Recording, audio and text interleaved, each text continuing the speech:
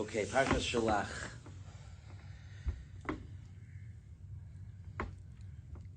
I want to say over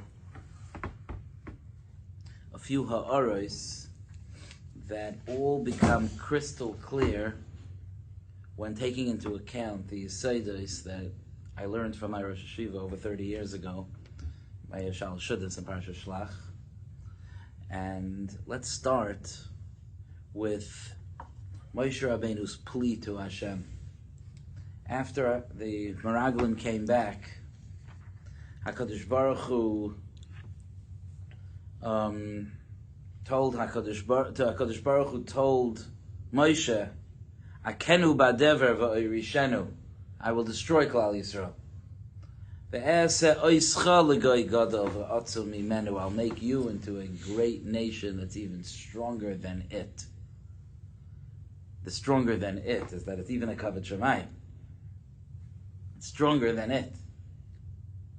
So Moshe defends Klal Yisrael. And Moshe tells HaKadosh Baruch Hu that if he'll do that, it'll be a chilul Hashem. That's his nekudas, that it'll be a chilul Hashem. Moshe says Mitzrayim is going to hear that that you destroyed Klal Yisrael. Which Mitzrayim? The Mitzrayim that you took Klal Yisrael out of. The Omru El Yoshev Ha'oretz Azos. They'll say about the Shiva Amamin that live in Eretz Yisrael. They'll say, Shamu ki ato Hashem b'kerev ha'om hazeh. They heard that you're Hashem with this nation. It is the kerev ha'om hazeh, that there's a hashuras hashchina among Klal Yisrael.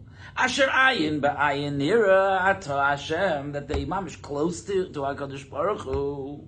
Va'anoncha oimed aleim, and there's an anani, a kavod on you, and an anon goes in front of them, and an idol, an eish. It's a long. And what are they going to hear? And then you'll kill out the whole nation, and they'll say, now it's a long, very roundabout, no? And they'll say, Mi bilti yecheles Hashem lahavi es ha'am hazeh la'aretz. HaKadosh Baruch Hu didn't have the ability to bring them into the land. Vayishchotem ba'midbar, he shechted them in the midbar. That's a very long detour. They heard that you have Hashuras Hashchina with them, and that there's Anani HaKavod, and Ayin V'ayin Yiru, but you didn't have the ability to bring them into Eretz Yisrael. What's the long arichos here? Just say Vishamu, and they'll hear that you didn't have the ability to bring them into Eretz Yisrael. What's this whole thing with the Anani HaKavod? Valid question, right? And furthermore, we have a Messiah that there's no stupid tainas in, excuse my language, there's no stupid tainas in Chumash. Everything in Chumash has some value to it. Even when it says a havamina that's not true, or someone's going to think, or someone's going to say, there's some heaviness to that, there's some meaning to that. Stam tipshas dika ridiculous things, they don't have a place in the Torah. So if Moshe Rabbeinu is saying a havamina, that they'll say HaKadosh Baruch Hu couldn't bring you into Eretz Yisrael. Hashem took us out of Mitzrayim. Hashem split the sea. That's okay. Hashem split the sea. Hashem did nisim in the midbar. What's the havamina? What's the svara here? What does it mean that Hashem couldn't bring them into Eretz Yisrael? So the Rosh Hashiva pointed out an unbelievable thing. I don't remember that he directly addressed what I just told you. But he did address the following. He said that when the Meraglim came back and Klal Yisrael started to cry by Yivku, they started to cry, and they said, why did Hashem bring us into this land, Linpoil Bacherev, that we should die, because they were certain that they're going to be destroyed. He said, Haloi toiv lanu shuv Mitzrayim. Toiv lanu shuv Mitzrayim. It's better for us, it's toiv for us to go back to Mitzrayim. The trup on toiv is a mercha kefula. Haloi toiv lanu shuv Mitzrayim. It's a mercha kefula. We have a Messiah. I think my Rosh Yeshiva said it's from Zelma Lo Mibalajin. That we have a Messiah, that when there's a word in the Torah with a mercha kefula, it's as if the word was written twice. It's kefula. So it's as if it said, Haloi toiv lanu shuv Mitzrayim. What's the muvan of the double toiv? Said the Rosh Yeshiva that the Upshot is like this. And here we get to a Yesod Gadol Ma'od about the whole parsha of the Meraglim. In Mesilas Yesharim and Perek Yud Aleph brings, leave when you have to. Really, leave when you have to. He brings a medrash. The medrash says that the Nesiim that were chayte here, the reason they were chayte is because they were afraid that we will not be Rishon in Eretz Yisrael. They were afraid that they won't be leaders in Eretz Yisrael. Mesilas Yesharim discusses this, that the Nesiim, that they did this terrible Aveira, speaking Lashon Hara about Eretz Yisrael and rejecting HaKadosh Baruch Hu's plan, because they were afraid that they wouldn't be in leadership positions, they wouldn't be Rishon, they wouldn't be Roshim in Eretz Yisrael. Sfas Emes says, it just, how do you understand the medrash like that? We're talking here about people that are halig beyond anything that we could consider halig. And I have patented, over the last few years, something that I call the Reb Chaim Kanievsky test. Okay, you ready? The Reb Chaim Kanievsky test is like this. Anything about tzaddikim in Tanakh that I wouldn't believe about Reb Chaim Kanievsky, I don't believe about them either. Is that a safe thing to say? I mean, Reb Chaim Kanievsky was a gadol shavigedolim, but in our generation. Maybe he would have been a gadol in a previous generation also. But we had gedolei achronim, we had gedolei rishonim, we had amoraim, we had tanoim, we had geonim, we had Anshe Knesset HaGedolah. We had David and Shlomo. I'm saying we had big people. Reb Chaim would agree with me to say multiple dimensions greater than Reb Chaim Kanievsky. It's not a lack of Kavod HaTorah to say so. You believe Reb Chaim Kanievsky would say, no, we're not going into Eretz Yisrael, I'm not going to be in charge there. Would you believe that about him? I wouldn't. And I don't believe it about the Nesiim either. So the Sfas Emes says like this. And this gets into the... My Rosh Yeshiva didn't say the Sfas Emes either. But this gets into the Nekuda. This gets into the Nekuda that he taught us. And that is like this.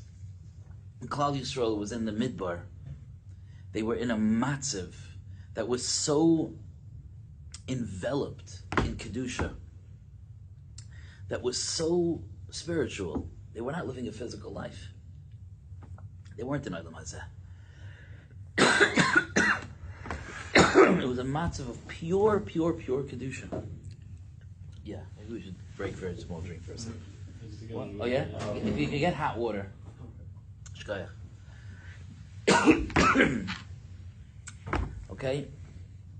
It was a matzav of pure Kedusha. They didn't buy clothing. They didn't work. They didn't interact. They didn't mingle with the Ummah Sa'ilam.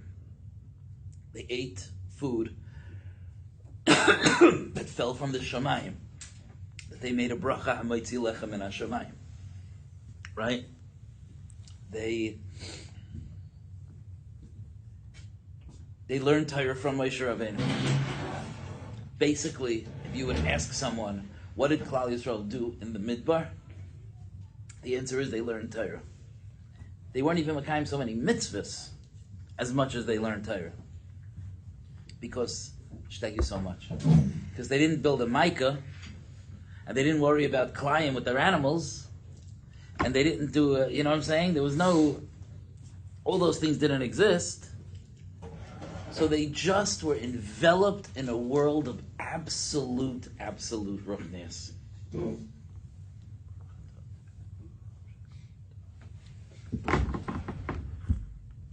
then they were told that it's time to go into Eretz Yisrael. Is Eretz Yisrael a place of pure ruchnius? Is that the plan? No. The plan in Eretz Yisrael is to plant fields, ish tachas, gafnoi, ish te'enoi, and so on. The plan was to anoint a king. The plan was to have bridges and treaties with other countries, and to live the physical life of a country that's part of the world. Right? That was the job. And Klal Yisrael considered that to be a very, very big step down for them. They considered that to be a big yerida for them. Because like this in the Midbar, they didn't live in a natural world. They lived surrounded by Anani HaKavod. They lived in a virtual Shamayim. They Kamat lived in Shamayim with Hashem. Kamat. They were in a Midbar. It was desolate. The Midbar is nothing in it. It was empty. And they lived with Hashem.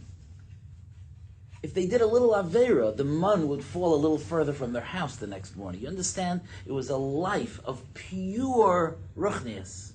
And the prospect of going into Eretz Yisrael with the Hashgachas Hashem, as much as there's Hashgachas Hashem in Eretz Yisrael, is not like when they're surrounded by Anani HaKavod and there's mun falling. They were going to go back to eating lechem min ha'aretz, not lechem min hashamayim. They were going to go back to the regular human life, albeit with the beauty of Torah and mitzvahs. And they didn't like that there was going to be then a mixture of the spiritual and the physical. The spiritual they looked at as toiv, and the physical they looked at as ra, the thing that takes them away from Hashem. And they didn't want to live in a world of toiv v'ra. They wanted to live in a world of toiv v'toiv. And that's why the Nesiim didn't want to go into Eretz Yisrael. When it says Zaktis Fasemes, when the Nesiim said we're afraid that we're not going to be Roshim, it didn't mean heads of state. It meant heads. Roshim means heads. Because think about it. The head, that's the Makoim HaSeichel. That's the place where your intellect is. That's the detached, spiritual, thoughtful part of you. And the rest of your body, that's the part of you that's involved in this world. Okay? Now hopefully you're involved in this world with a little direction from above. Hopefully. You know, we hope. But the Rosh, the Seichel, that's like Nivdal. That's separate. And the body, that's the physical part. Right? Like the heart, for example, which is in the center of the body, that's more a meeting place, right? Where there's a mixture of the spiritual and the physical and the lave. But the Rosh is the Hasagais, is where the Neshama is the Seichel of a person. And the Nesiim knew that when they're in Eretz Yisrael, what do we call the people? When they're in the Midbar, what do we call the people in the Midbar? We call them the Dar Deya. They're the Rosh of Klal Yisrael. They're the Seichel of Klal Yisrael. They're the Dar Deya. So the Nesiim said, we're not going to be Roshim there. We're descending into a lower Madrega. We're compromising our spirituality and our holiness by going into Eretz Yisrael. And they resisted going into Eretz Yisrael. And that's what was behind all of their fears and complaints. Although they said, yeah, it's very strong and they're going to conquer us and all of that. But what motivated it at the core, there's, when our kids kvetch to us, there's what the kid said and what the kid meant. Right? And when someone gets annoyed, there's their shita of why they did it, and then there's why they did it. So maybe they had all these things. We were talking to work, and they're very strong. Efes ki azha'am. But if you want to know what the core was, they said, Haloi, Toiv lanu shuv mitzrayma. Toiv with a mercha kfula, which is as if it said Toiv twice. Toiv, Toiv. And those, if we could go back to Mitzrayim, we have no obligation to engage in the physicality of the ground. And we have no mitzvahs atzluyos ba'aretz. And we have no achrayas to appoint a king. And we have no inyanim of the gvulim of Eretz Yisrael. Let's just stay removed from the physical. Haloi toiv, toiv lanu shuv Mitzrayim. What does Kalev answer? Kalev responds, no. Toiva ha'aretz me'oid me'oid.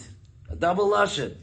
Toiva ha'aretz me'oid me'oid. It's very, very good. In Eretz Yisrael we're going to have toiv and toiv. How is that? But Eretz Yisrael is more physical. Eretz Yisrael is more removed from the Hashgachas Hashem. Eretz Yisrael is more al derech hateva. How is it that we're going to have toiva ha'aretz me'oid me'oid? Well, let's look back at Parshas Bereshis. When it says, Vayar Elokim es kol asher asa v'hinei toiv me'oid, right? On the sixth day, it says like HaKadosh Baruch Hu looked at everything that he made, and it was toiv me'oid. Says Chazal, toiv, that's the Yetzer Toiv. Me'oid, you know what the Chazal say on Me'oid? Me'oid, the Medrash says, that's the Yetzer Hara. So when it says toiv, when it says Vayar Elokim es kol asher asa, Hashem looked at everything He made. V'hinei toiv ma'od. What's better, toiv or toiv ma'od? I would say toiv ma'od is better, right? Toiv is the Yetzer Toiv. Ma'od is the Yetzer Hara. How does the Yetzer Hara make it toiv ma'od? You know how? Because that's what makes us special. That's our destiny. That's why we came into this world. To transcend the Yetzer Hara. If there's just the Yetzer Toiv, we might as well have lived with the angels in Shemayim. The greatness of this world is that we battle the Yetzer Hara. And every win is a Toiv Ma'oid. B'chol levavcha, b'shnei yitzarecha. That's the shleimus of the Toiv. So that's why Kalev used that word. Isn't that amazing how it echoes through the generations? Kalev says, Toiva ha'aretz, me'oid, me'oid. And another little hint there is that the oisiyos of me'oid, mem aleph dalid, are adam. Because that is the purpose of man. Toiv me'oid.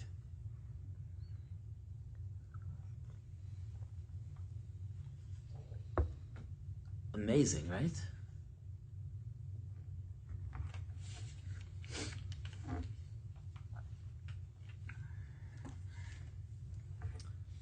And therefore,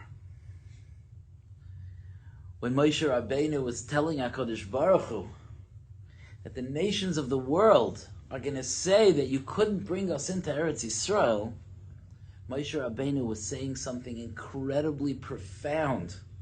Moshe was saying, HaKadosh Baruch Hu, I know that the goal is not just spirituality removed from the physical world.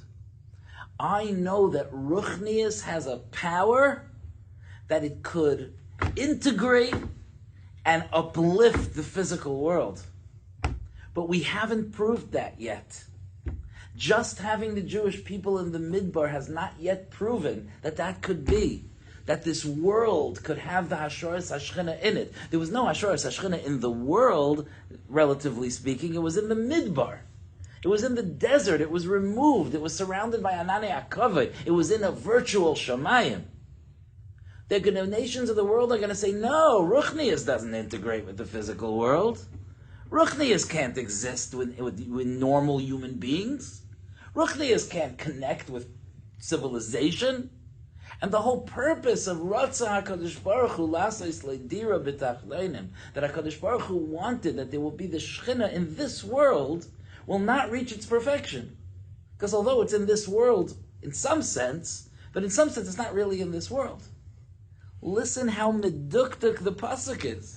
Moshe Rabbeinu, you understand what's going on? You know where I'm heading, right? Listen to how meduktik the pasuk is. Moshe Rabbeinu says, "V'shamu Mitzrayim." Mitzrayim is going to hear.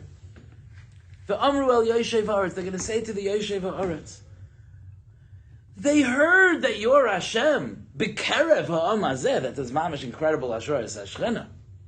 Asher ayin ba'ayin nira ata Hashem. Mamish Klal Yisrael. Mamish they live with HaKadosh Baruch Hu, and the anon of Hashem is upon them. Dr. Shir, I'm Perek Yud Daled, Pasuk Yud Daled. Okay? Va'anon cha'omed aleim, and the anon is standing over them. Ube'amud anon ata hoylech lifneim, and you walk in front of them with the amud anon and an amud eish laila. Oh, so there's an incredible situation of shamayim there. But if you kill this nation, so then, jump to Pasuk Tezayin, they're going to say, Mi bilti yechaylas Hashem. Hashem doesn't have the ability. Lahavi es ha'om hazeh, el ha'aretz. Hashem doesn't have the ability to bring them to the earth, to the aretz. Asher nishba lohem, vayishchatem b'midbar. Unbelievable.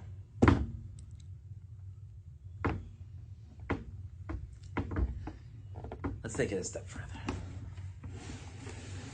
In Sefer Yehoshua, when Klal Yisrael goes into Eretz Yisrael, so there's a parsha there in the beginning of Yehoshua, where Yehoshua does a mass bris milah for all those who didn't do bris milah in the midbar, because for various reasons they didn't fulfill the mitzvah of milah in the midbar, and he does this mass bris milah. Now, there's different shitas about this. The Gemara says in Yevamis, on Daf Ayin Aleph Amud Beis, just about where Araisa is up to, more or less. The Gemara says that we know that there are two parts of the mitzvah of Milah. There's Milah and there's Priya. Okay? Milah and Priya are the two parts. Until today, every Moil does both parts. They're usually so good at it that it's at such speed that you don't see part A, part B. But if you're watching carefully and you know what they're doing, you can see it. It's Milah and Priya. Because there's the foreskin that grows over the top of the Aver. And the Moil does two things. He cuts and he peels. Meaning, he cuts off part of the Urla, and what's left, he pushes down. He uncovers the top of the Aver. That's called Priya. Mol v'loy para, the Gemara says, if you do the Milah part and you don't do the Priya part, ki'ilu loy mol. It's as if you didn't do the Milah. It is an integral part of the bris milah. These two parts. Okay. And this is the bris with HaKadosh Baruch Hu, so it's very, very, very, very significant. And it's the demonstration in our bodies, al brischa shechasamta bivsarenu, of the unique bond that we have with Hashem. So it's incredibly significant. And the Gemara says in Yevamis that the din of Priya was only given to them by this point in Sefer Yehoshua. They didn't have Priya until now. There is actually a Shitas Rabbi Shmuel that's brought in Chazal that says that they did do Milah in the Midbar. They just didn't do Priya. Okay. So what's the symbolism? What is the meaning? What is represented by the Milah and what's represented by the Priya?